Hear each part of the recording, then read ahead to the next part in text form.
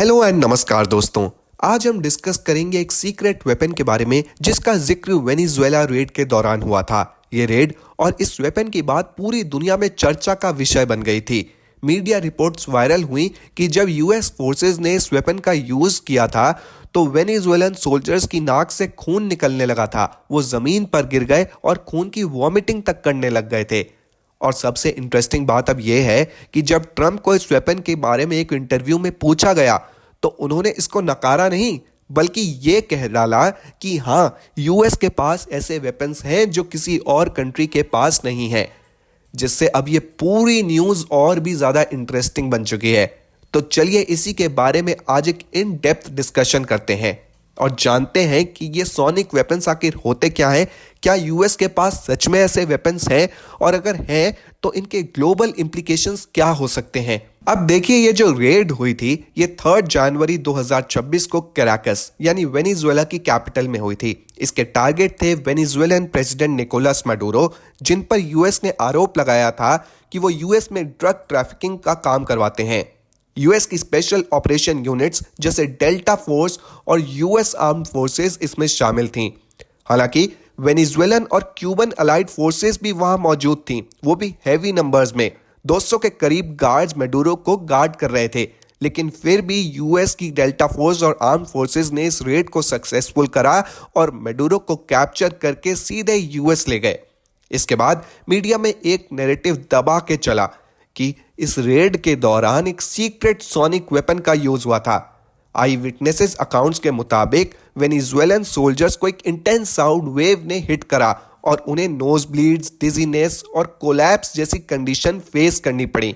कई इंस्टेंस तो ये भी बताते हैं कि इन सोल्जर्स को नोज से ब्लीडिंग और खून की उल्टियां तक हो गई थी। अब ये रेड वाली न्यूज़ पूरी दुनिया में वायरल हो ही रही थी कि 21 जनवरी को डोनाल्ड ट्रंप डेवोस स्विट्जरलैंड में जाते हैं वर्ल्ड इकोनॉमिक फोरम की मीटिंग को अटेंड करने के लिए। वहां साइडलाइन में ट्रंप एक इंटरव्यू देते हैं। इंटरव्यूअर ने सीधा पूछा कि क्या वेनेजुएला रेड में कोई अनयूजुअल, एडवांस्ड या सीक्रेट वेपन यूज किया गया था। इस सवाल के जवाब में ट्रंप कहते हैं कि we have weapons nobody else knows about, nobody else has it, और इस रेड को एन अमेजिंग अटैक भी बताते हैं।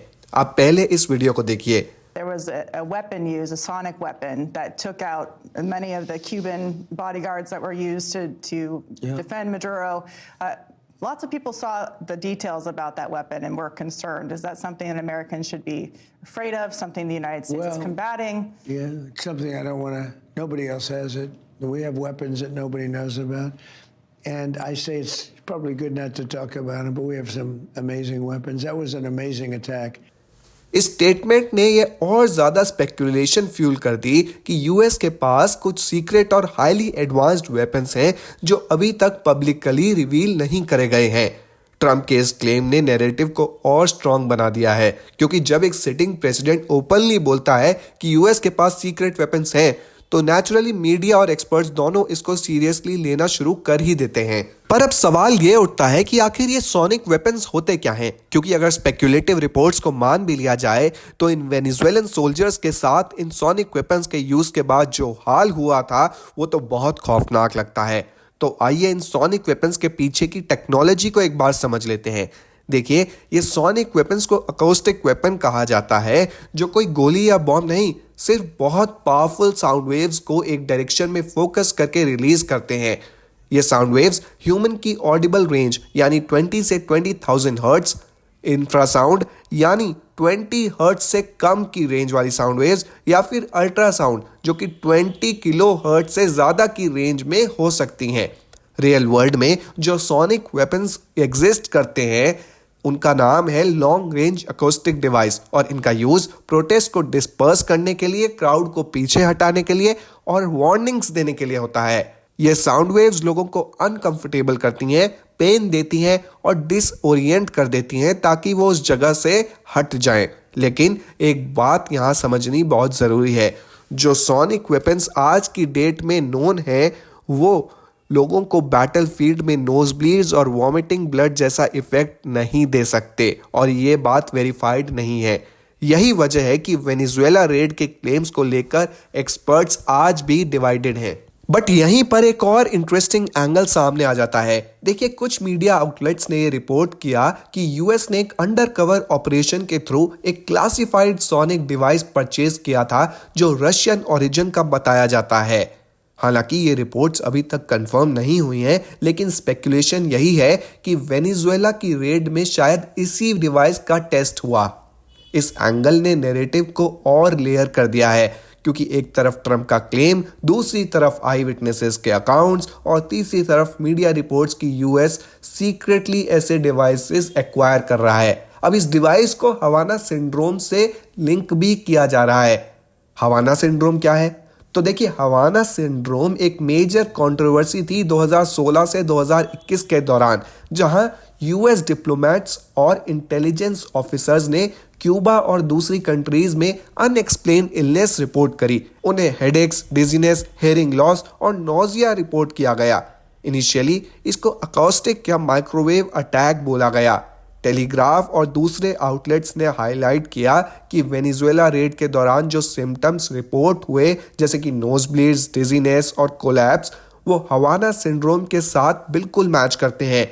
ये कनेक्शन नैरेटिव को और स्ट्रांग बनाता है, क्योंकि अगर दोनों इंसिडेंट सिमिलर है तो शायद एक ही टेक्नोलॉजी दोनों जगह यूज हुई हो। वहीं साइंटिस्ट ने बोला कि सोनिक डिवाइसेस का यूज थियोरेटिकली पॉसिबल है। थॉमस विथिंगटन जैसे डिफेंस एक्सपर्ट्स ने कहा कि सोनिक डिवाइसेस डिप्लॉय होना एंटायरली प्लॉजिबल, यानी पॉसिबल है, लेकिन उन्होंने क्लैरिफाई किया कि नोज ब्लीड्स और ब्लड वॉमिटिंग जैसा इफेक्ट अनयूजुअल है। उनके हिसाब से सोनिक डिवाइसेस हॉरिबली अनकंफर्टेबल होते हैं, पर इतने एक्सट्रीम रिजल्ट्स देना अनवेरिफाइड है।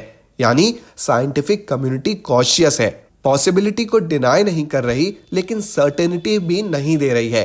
दूसरी साइड लॉयर्स और ह्यूमन राइट्स एडवोकेट्स ने कंसर्न्स रेज करे हैं कि अगर ऐसे वेपन्स डिप्लॉय होते हैं तो ये जेनेवा कन्वेंशन और इंटरनेशनल ह्यूमैनिटेरियन लॉ के अगेंस्ट हो सकते हैं, क्योंकि नॉन लीथल कैटेगरी के वेपन्स भी अगर सिवियर फिजियोलॉजिकल हार्म करते हैं तो उनकी लीगैलिटी क्वेश्चनेबल हो जाती है। ये डिबेट अब सिर्फ टेक्नोलॉजी तक लिमिटेड नहीं रही, बल्कि एथिक्स और लॉ तक एक्सटेंड हो चुकी है। बल्कि अब तो ये कंट्रोवर्सी इतनी ज्यादा बढ़ गई है कि ये जियोपॉलिटिकल लेवल तक पहुंच गई है। रशिया ने ओपनली डिमांड किया है कि यूएस क्लैरिफाई करे।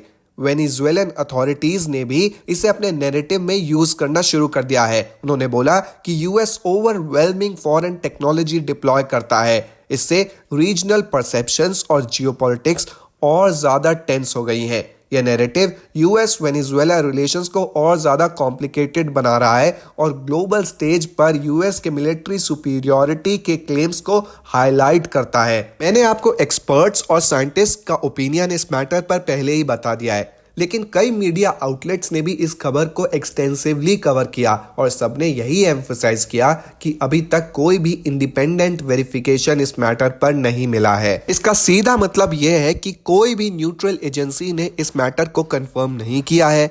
कोई मिलिट्री प्रूफ, फुटेज या डॉक्यूमेंट इस सोनिक वेपन की पब्लिकली अवेलेबल नहीं है और ये सिर्फ क्लेम्स और स्टेटमेंट्स हैं, सॉलिड एविडेंस नहीं। डिफेंस और साइंस एक्सपर्ट्स ने भी एक बैलेंस स्टैंड दिया है। हाँ, सोनिक वेपन्स एग्जिस्ट जरूर करते हैं। LRAD जैसे डिवाइसेस रियल हैं, ये पेन, डिसओरिएंटेशन और डिस्कम्फर्ट कॉज करते हैं, लेकिन एक्सपर्ट्स ने यह भी क्लियरली बोला है कि बैटलफील्ड में सोल्जर्स को दूर से गिरा देना, सिवियर फिजिकल कोलैप्स या एक्सट्रीम इनकैपेसिटेशन, ये इफेक्ट्स अभी तक प्रूवन नहीं है। तो दोस्तों, कुल मिलाकर वेनेजुएला रेड के दौरान सोनिक वेपन्स यूज होने का क्लेम अभी तक अनवेरिफाइड है।